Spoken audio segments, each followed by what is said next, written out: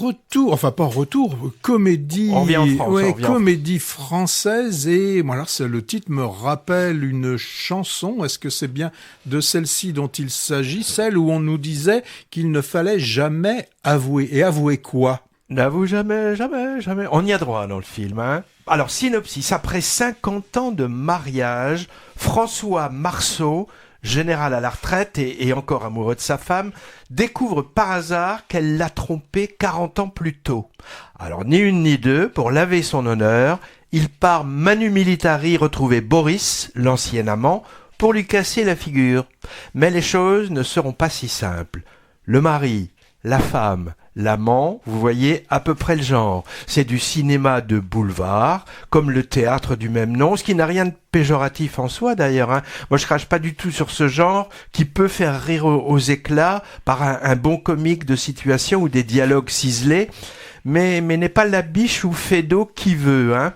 Bon, ici, même avec des ficelles un peu grosses, on peut dire, si on est magnanime, que la mécanique fonctionne parfois assez bien, avec des dialogues pléthore de bons mots dedans, ou du moins des mots qui se veulent tels. Et puis, des choses rajoutées pour donner un vernis plus moderne, comme la fille lesbienne qui fait son outing, ou le fils qui est dans le spectacle de marionnettes contemporain.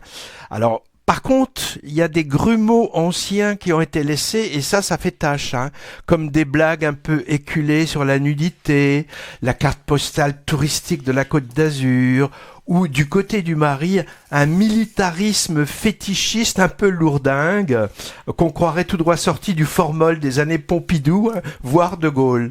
Je pense que des personnages outrés comme ça n'existe pas trop dans la vraie vie en 2024. Alors vous me direz, exagération, satire, bien sûr satire, mais satire à tort et à travers. Voilà. Ah, je l'attendais, celle-là. J'ai bien aimé tes grumeaux, c'est sympa ça, des grumeaux. Des grumeaux, ça c'est pas mal ça. Normalement, les grumeaux, c'est quand on fait une béchamel. Et qu'on rate un petit peu, ouais. On retrouve le duo d'interprètes fétiches d'Alain Resnais, André Dussolier et Sabine Azéma, présents dans plusieurs films de ce metteur en scène, L'amour à mort, Mélo, on connaît la chanson, Les herbes folles et autres. L'amant, c'est quand même pas Pierre Arditi. Non. Non, quand même. Et là, c'est pas Pierre Arditi, c'est Dussolier, hein. On les confond tous les deux là, c'est Dussolier. Oui, non, mais l'amant. Ah ben non. Ah, l'amant. Non, tu vas voir qui c'est l'amant. Je te le dis après. C'est d'ailleurs la principale raison, hein, ces deux acteurs, qui m'a décidé à aller voir N'avoue jamais.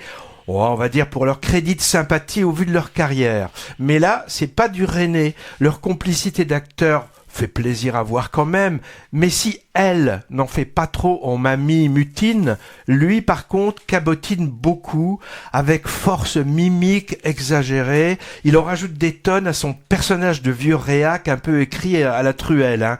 Et la conversion vers plus d'humanité à la fin est un poil ridicule.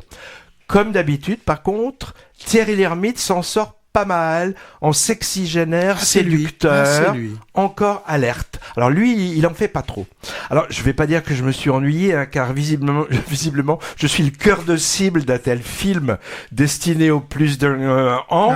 Donc j'y retrouve des choses. Mais à mon avis, le public jeune qui se serait égaré dans la salle doit trouver ça assez ridicule, hein, pour la thématique, pour l'écriture et pour le jeu des acteurs.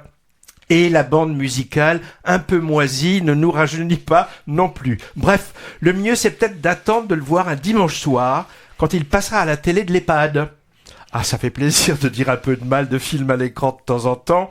C'est pas mon habitude, hein. Du coup, je reprendrai bien un petit peu. Alors, un mot sur le réalisateur, Yvan Calbera qui s'appelle. Il a déjà commis il y a 2 ans un long métrage un peu fade, malgré son titre. Ça s'appelait La Dégustation, avec Bernard Campan et Isabelle Carré, situés dans le milieu des cavistes. Ces deux-là, je les ai revus. Malheureusement, j'en ai pas parlé de ce film. Bon, si affinité, là aussi j'aurais pu vraiment le descendre, ce film. Il est aussi l'auteur du moins mauvais Une semaine sur deux, en 2009, portrait d'un jeune ado tiraillé, d'une jeune ado entre ses deux parents séparés. Voilà pour N'avoue jamais. Ça te dit, Patrick? Là, tu m'as parlé de truelle, tu m'as parlé de grumeaux. Donc là, c'est mon avis. Oui, c'est une nouvelle façon de parler cinéma. Je suis pas sûr que tu m'aies vraiment donné envie d'aller voir ce N'avoue jamais.